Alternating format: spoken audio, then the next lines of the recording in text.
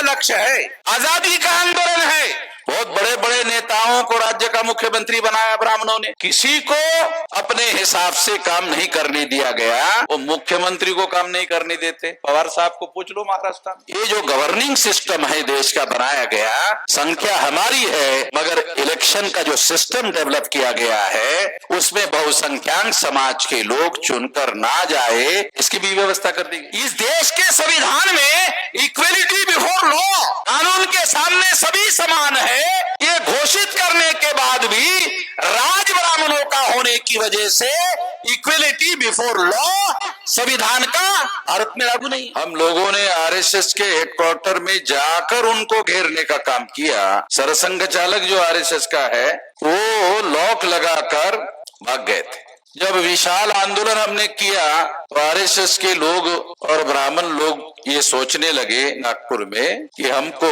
अब आरएसएस का हेडक्वार्टर नागपुर से छोड़ना पड़ेगा, यहाँ से जाना पड़ेगा। तो कहाँ जाएंगे? उन्होंने सोचा कि कहाँ जाएं? तो उन्होंने सोचा अयोध्या जाएंगे। तो अयोध्या जाएंगे तो हमने कहा अयोध्या आप जा सकते हैं, मगर अब राम नहीं है वहाँ। आपका बचाव करने के लिए वहाँ आपका राम नहीं है, मेषराम है, राम नहीं है। नागपुर में भी है और अयोध्या में भी है। जो हमारा देश है वो 36 स्टेट का देश है। 36 स्टेट में 32 स्टेट में अभी हमारा संगठन फैला हुआ है। 625 जिलों में संगठन फैला हुआ है। केवल ब्रह्मदेश के बॉर्डर पर और बांग्लादेश के बॉर्डर पर जो 4 स्टेट है, अगर वो छोड़ दिए जाए तो सारे देश भर में विशाल संगठन का निर्माण हमने कर लिया है।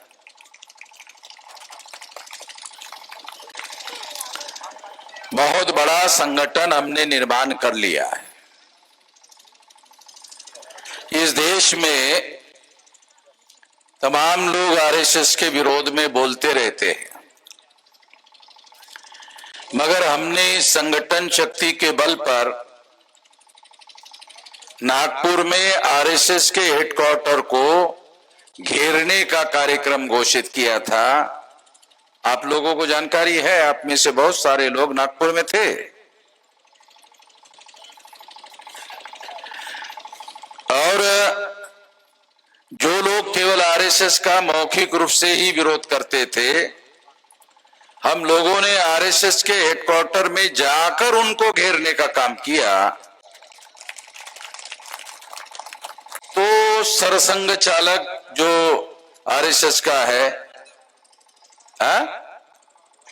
सरसंघ चालक जो आरएसएस का है, वो लॉक लगाकर 12-13 दिन आरएसएस के हेडक्वार्टर को भाग गए थे।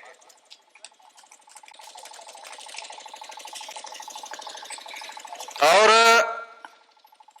जब विशाल आंदोलन हमने किया तो आरएसएस के लोग और ब्राह्मण लोग ये सोचने लगे नागपुर में कि हमको अब आरएसएस का हेडक्वार्टर नागपुर से छोड़ना पड़ेगा, तो यहाँ से जाना पड़ेगा। तो कहाँ जाएंगे? उन्होंने सोचा कि कहाँ जाएंगे? तो उन्होंने सोचा अयोध्या जाएंगे। तो अयोध्या जाएंगे तो हमने कहा अयोध्या आप जा सकते हैं, मगर अब राम नहीं है वहां।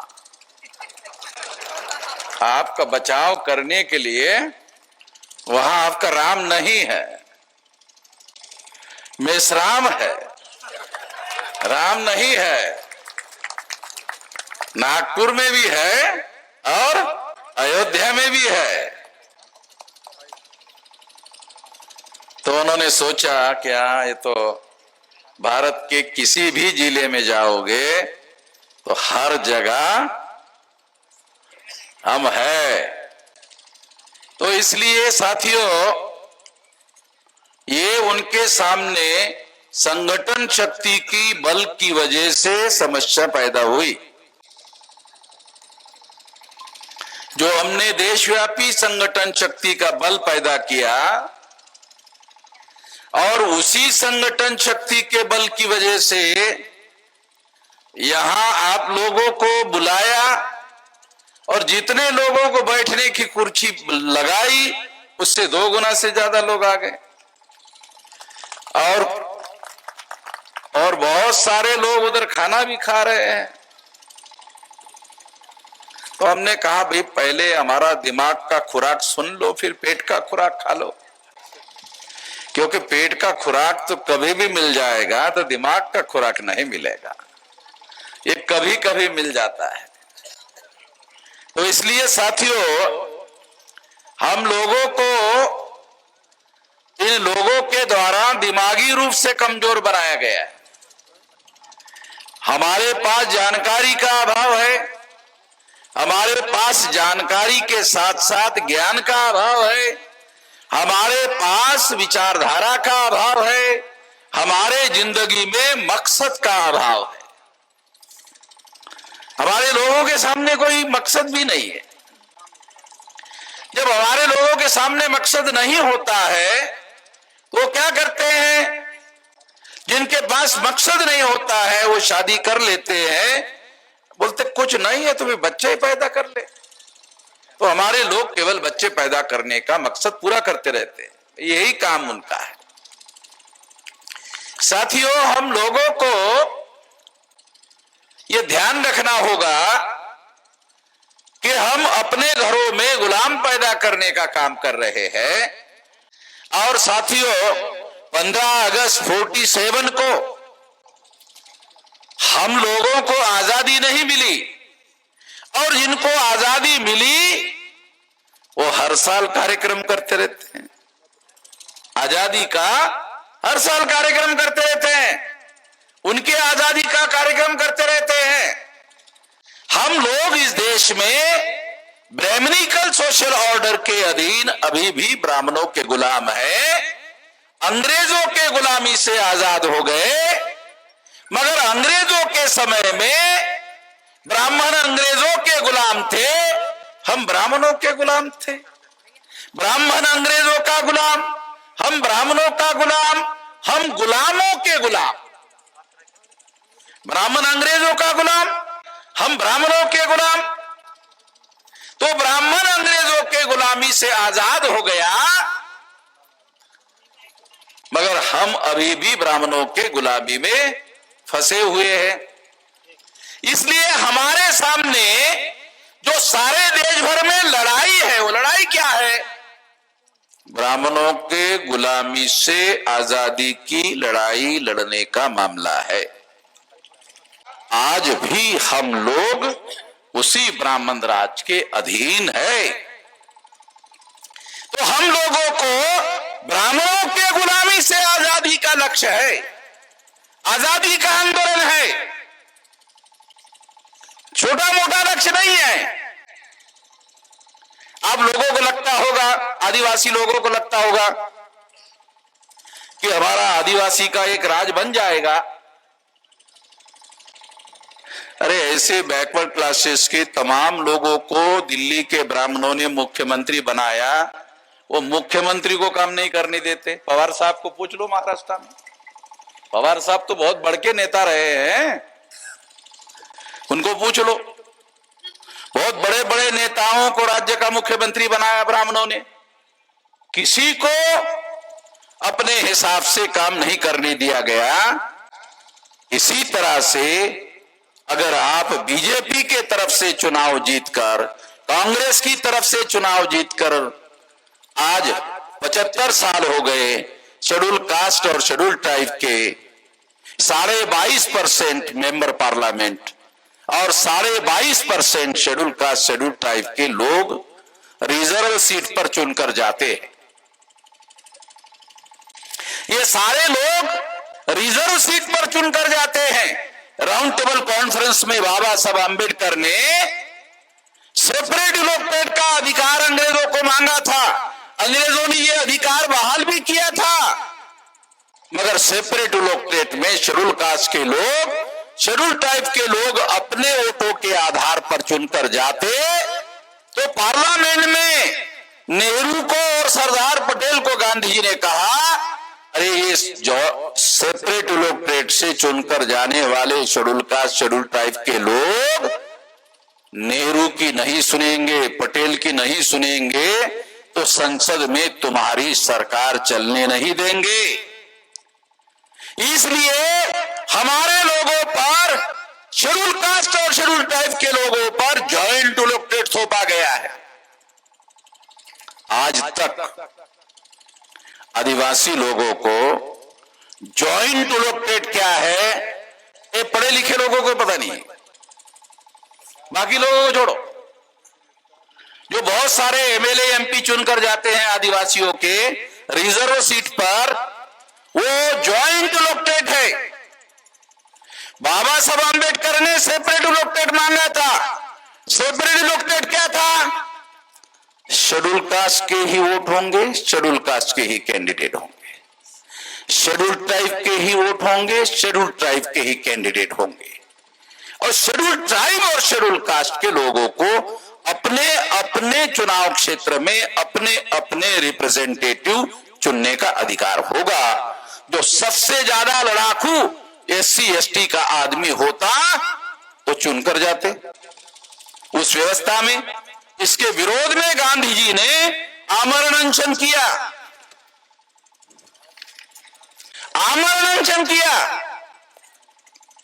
है किसी आदिवासी को पता है, किसी पढ़े लिखे आदिवासी को पता है कि ये जो separate electorate schedule caste schedule tribe को होता तो 131 मेंबर पार्लियामेंट होते, 131 मेंबर पार्लियामेंट होते तो नेहरू की सरकार को कभी बहुमत नहीं मिलता, इंदिरा की सरकार को कभी बहुमत नहीं मिलता, और शेड्यूल कास्ट और शेड्यूल ट्राइब के सपोर्ट के बगैर कभी वो सरकार नहीं बना पाते। न नेहरू बना पाते, न इंदिरा, न राजीव गांधी बना पाते, न अटल बिहारी वाजपेयी बना पाते, कोई सरकार बहुमत की नहीं बना पाते। और बहुमत का आंकड़ा 131 एससी एसटी का बन जाता, सेपरेट इलेक्टोरेट में बन जाता। तो इनके सपोर्ट के बगैर सेंटर में कोई सरकार ही नहीं बनती। इसका मतलब है 1952 में प्रथम जो केंद्र की सरकार आजादी के बाद बनी वो शेड्यूल कास्ट और शेड्यूल ट्राइब के समर्थन से बनती तो हमारा भी राज आ गया होता। 1952 में ही हमारा भी राज आ गया होता। तो बैकवर्ड क्लासेस के लोगों को कहना चाहता हूं कि अगर एससी एसटी के लोग सेपरेट इलेक्टोरेट में चुनकर जाते तो उनका भी राज आता। तो ओबीसी के लोगों को 92 में गिनती की जा रही, ओबीसी के लोगों की गिनती की गई या गिनती करने की बातें चल रही है, और फिर भी एक ओबीसी का प्रधानमंत्री मोदी होने के बावजूद भी गिनती नहीं कर रहा है।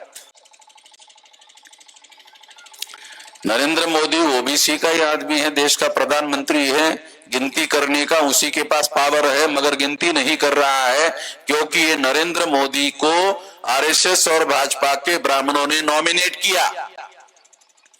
तो ये Narendra Modi nominated prime minister है, ये इलेक्टेड प्राइम मिनिस्टर नहीं है, ये नॉमिनेटेड प्राइम मिनिस्टर है।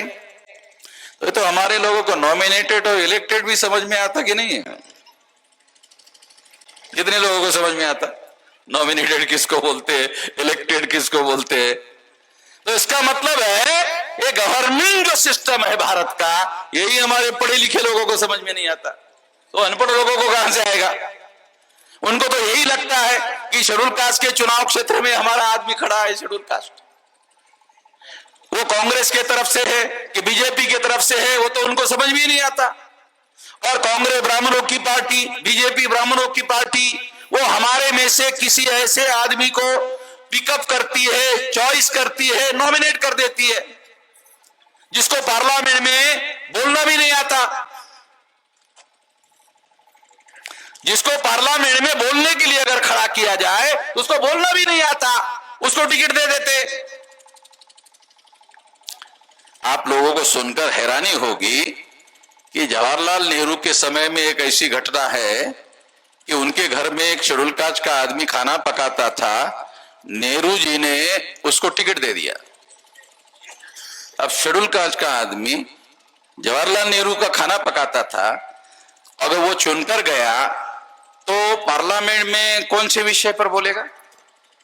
कितना नमक डालना चाहिए, सब्जी में टेस्टी कैसे बनाना चाहिए, मसाला कितना डालना चाहिए, ठंडा मसाला कितना डालना चाहिए, गरम मसाला कितना रखना चाहिए, मसाला डालना चाहिए कि नहीं डालना चाहिए, ये पार्लियामेंट में बोलने का विषय है। तो जवाहरलाल नेहरू ने अपने खानसामे को टिकट देकर चुनाव कराया। नॉमिनेटेड कैंडिडेट समझा रहा हूं आप लोगों को, किसको क्या समझ में आता है हमारे लोगों को, नॉमिनेटेड रिप्रेजेंटेशन। ये ब्राह्मणों के द्वारा नॉमिनेट किए हुए आदमी को अगर वो एमएलए बनाते, एमपी बनाते, जिनको कुछ भी आता नहीं है, ऐसे लोगों को टिकट देकर 131 मेंबर पार्लियामेंट और 1000 से ज्यादा एमएलए एमपी बनाते हैं, नॉमिनेटेड।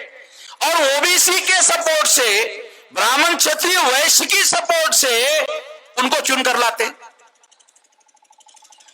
जब वो चुनकर आता है तो पार्लियामेंट में ओबीसी के जातीय आधारित गिनती का विरोध करता है। ये किसी को समझ में ही नहीं आता।